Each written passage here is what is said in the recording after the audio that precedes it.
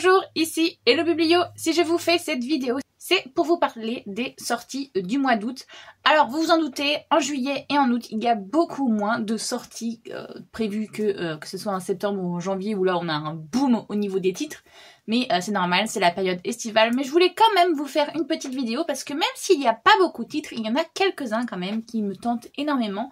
Donc je vais tout de suite vous les lister. En date du 7 août, il y a 2 titres qui vont sortir mais qui potentiellement pourraient vous intéresser. Mais moi, je sais que je vais pas du tout aller vers cela. On a le nouveau Anita Riggin qui se nomme Le jeu des menteurs. Et on a aussi le nouveau L'Alpha des millénaires, le tome 2 qui va sortir. Mais moi je vous avoue que ces titres ne m'intéressent pas particulièrement. En revanche, ce même jour va sortir un titre qui m'intéresse un petit peu plus pour le coup. C'est Block Orlov qui va sortir chez Hugo Roman. On part sur une histoire, une romance sur l'université et sur le sport, enfin en particulier c'est sur le volleyball. Et j'avoue que c'est pas un sport qui est très représenté dans les romances sportives. Donc j'ai hâte de voir ça. C'est l'histoire d'une jeune fille, je crois, elle fait genre 1m82.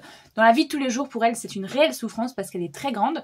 Et on connaît la société, les femmes grandes ne sont pas toujours bien vues, surtout si elle sort avec des hommes et que l'homme est plus petit. Enfin bref, on s'en fout, mais ça c'est un autre détail. Mais surtout, c'est que elle, pour elle, le volley, c'est toute sa vie. Donc elle s'y plonge à fond dedans puisque c'est le seul moment où je pense sa grande taille lui permet d'avoir un avantage sur les autres. Et elle va faire la rencontre, je pense, d'un nouveau, si j'ai bien lu le résumé, c'est le nouveau assistant du coach qui est autre qu'un ancien champion. Et forcément il va y avoir des petits, je pense au début, des petites animosités entre les deux. Et on va aller petit à petit vers une romance. Donc j'ai très hâte de le lire celui-ci. Là, on fait un énorme bond puisqu'on arrive au 21 août et c'est le tome 2 de Maxton Hall. Je n'ai pas lu le bouquin, mais en revanche, j'ai regardé la première saison de la série et on m'a dit que l'un et l'autre se valaient. Pour une fois, l'adaptation était pas mauvaise du tout, donc voilà. Je sais pas si je vais acheter ce titre, mais en revanche, je sais qu'il me tente beaucoup. Pour ceux qui connaissent pas, en fait, c'est l'histoire d'une jeune fille qui est boursière et qui est rentrée dans une école extrêmement sélective où il n'y a que des riches, des fils des présidents de la République ou de premiers ministres avec des personnes hyper riches dans le monde du luxe. Enfin voilà, il n'y a que leurs enfants à eux qui sont dans cette espèce de prépa hyper exclusive et tout. Et elle, cette jeune fille, c'est une boursière, celle qu'on suit. Et en fait, elle fait tout justement pour être invisible, pour être transparente, pour pas que les gens viennent la bully et viennent s'en prendre à elle parce que elle n'a pas des vêtements de marque et tout et tout. Et elle est très bonne, c'est évidemment la première de la promotion. Donc elle fait tout pour réussir et en même temps à la fois être invisible et avoir des bonnes notes pour pouvoir aller... Alors elle, son rêve c'est Oxford ou Stanford? Oxford je crois parce qu'on est en Angleterre. Donc voilà, elle son objectif c'est Oxford et eh bien il va y avoir évidemment le prince, le beau gosse de l'université, enfin non pas de l'université justement, du lycée. Il va y avoir un petit problème, ils vont devoir être ensemble tous les deux mais ils se détestent, ils sont un peu comme chien et chat. Ça va très vite tourner en une petite romance. Donc voilà, là on a le tome 2, au vu de comment se finit la saison 1, et ben j'ai quand même un petit peu hâte de savoir comment l'histoire va évoluer. Titre que j'attends beaucoup parce que j'ai toute la collection ici et normalement il était censé sortir en juillet, le 11 juillet si je me trompe pas. Et je vois qu'en fait sur Amazon il a été repoussé, il est au 22 août maintenant, donc j'ai un peu les... donc on est sur Love Mix Up, le tome 9, et j'ai très hâte. Pour ceux qui ne connaissent pas, c'est une romance MM entre deux jeunes lycéens. En fait il y a un quiproquo à la base, un des gars emprunte la gomme à une de ses camarades de classe, sauf que sur cette gomme il y a le prénom de celui qui est en face de lui et avec un petit cœur. Et quand la gomme va tomber par terre, celui qui est devant lui va récupérer la gomme, il va croire qu'en fait l'autre est amoureux de lui et en fait voilà, il va y avoir plein de quiproquos les uns derrière les autres, ils vont apprendre à se connaître et finalement se pourrait-il bien qu'il y ait une romance entre ces deux jeunes gens et on est très contents de ça. Donc là on est au tome 9, il s'est passé évidemment plein de choses et j'ai très hâte de continuer à voir l'évolution de la relation entre ces deux personnages parce que je les trouve chouchou. Donc voilà, très hâte. En date du 28 août, on a un autre titre encore qui va sortir, une suite de saga que je souhaite acheter. C'est L'amour est dans le thé, c'est le tome 4. On est sur l'histoire d'une jeune femme qui veut fuir son fiancé parce qu'elle rencontre sa belle famille et elle se rend compte qu'ils sont dans une idéo assez voilà, très archaïque avec la femme au foyer qui quand son mari rentre doit lui laver les pieds, enfin voilà. Donc du coup son fiancé, elle le largue très clairement, elle retourne dans sa ville natale et plus particulièrement chez son frère qui a hérité de la plantation familiale de thé et elle veut revenir ici pour un peu en gros repartir à zéro. Sauf que en fait elle se rend compte très vite que c'est pas son frère qui gère, c'est un gars en fait qui gère tout, aussi bien la boutique que les plantations, que sa nièce. Elle découvre qu'elle a une nièce, que son frère a une fille et qu'il s'occupe pas de sa fille, que c'est ce fameux gérant qui s'occupe de tout et qui est aimé de tous mais qui est très bourru avec elle.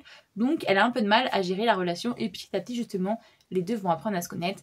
Là on est dans le tome 4 et j'ai un petit peu peur parce qu'à la fin du tome 3 ceux qui l'ont lu le savent, donc j'ai hâte de voir du coup comment leur relation va évoluer par rapport à ce qui s'est passé à la fin de ce tome. Très hâte. J'ai cru voir aussi à la même date qu'on allait avoir Father I Don't Want This Marriage, le tome 3 si je me trompe pas, qui va sortir aussi le 28 août. C'est l'histoire d'une jeune fille qui va être tuée par son propre père, enfin non, qui va être condamnée à mort par son propre père dans une vie, et qui va être tuée par le prince héritier, et qui finalement en fait va se réincarner après s'être fait massacrer, et du coup va décider de changer tout ce qui s'est passé dans sa vie puisqu'elle ne veut pas arriver au même dénouement, et elle va du coup changer la relation qu'elle a avec son père, changer la relation qu'elle a avec quelqu'un d'autre, qui fait que finalement eh bien, sa vie ne se déroule pas comme sa première incarnation, et tant mieux pour elle en même temps.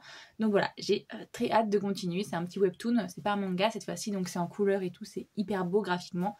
J'adore ce style. Hashtag sans filtre, qui est un roman d'une autrice que j'ai dans ma palle, Crystal Monaldo. Désolée si je le prononce hyper mal et si je me trompe.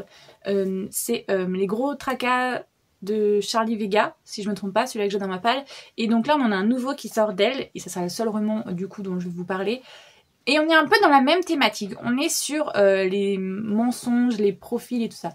Je pense que je vais vous lire le résumé et ça sera beaucoup plus parlant que ce que moi je vais vous en faire comme résumé. Seriez-vous prêt à mentir pour être populaire sur internet? Avec hashtag sans filtre et autres mensonges, Crystal Maldonado livre un livre moderne qui regarde avec tendresse mais réalisme le quotidien d'une adolescente en proie à la tyrannie des apparences. Entre réseaux sociaux, poids de la norme et non-dit, comment réussir à s'accepter et à s'affirmer tel que l'on est. Kat Sanchez a 16 ans et elle n'aime vraiment pas sa vie. Métisse, grosse, peu populaire, elle a du mal à ne pas se comparer aux autres. Et pour ne rien arranger, elle doit gérer les sentiments de son meilleur ami, mais aussi sa famille dysfonctionnelle. Alors, elle jongle comme elle peut, en accumulant les petits mensonges, y compris envers elle-même, jusqu'au jour où elle finit par se créer un faux profil sur Instagram en utilisant les photos d'une de ses connaissances, à la vie apparemment parfaite. L'engrenage est lancé, mais combien de temps lui reste-t-il avant que la vérité n'éclate au grand jour? Vous voyez, on est dans ce genre de délire-là qui est encore une fois très actuel et je trouve très bien puisque du coup c'est une thématique qui pourrait parler à d'autres personnes dans ce genre d'âge, donc je suis très contente. Je sais pas si je l'achèterai tout de suite, mais en tout cas il fera partie je pense de ma wishlist, à dire aux gens, écoutez, si vous avez envie de m'acheter un livre, celui-là potentiellement il peut m'intéresser. Donc voilà, comme je vous l'ai dit, eh bien au mois d'août il y a peu de sorties, mais je vous assure qu'après au mois de septembre, octobre et novembre et décembre, là on va avoir une flopée de sorties littéraires qui vont arriver. Donc cette vidéo est un petit peu plus courte, vous vous en doutez, mais bon c'est pas grave. Je voulais quand même en faire une parce que je me disais que c'était dommage de pas en faire. Donc voilà, moi j'espère que cette vidéo vous a plu. S'il y a des livres que vous voyez qui vont sortir et que j'ai oublié de les mentionner, n'hésitez pas. Il y a l'espace commentaire qui est là pour ça. Si vous voulez discuter avec moi des livres d'ailleurs dont j'ai parlé, il est aussi fait pour ça cet espace. Si vous avez aimé la vidéo, n'hésitez pas à liker, ça aide énormément au référencement. Et si vous souhaitez voir le reste de mes vidéos, n'hésitez pas à vous abonner. Moi j'espère que tout va bien pour vous, que vous faites de bons achats, de bonnes lectures, et je vous fais tout plein de gros bisous.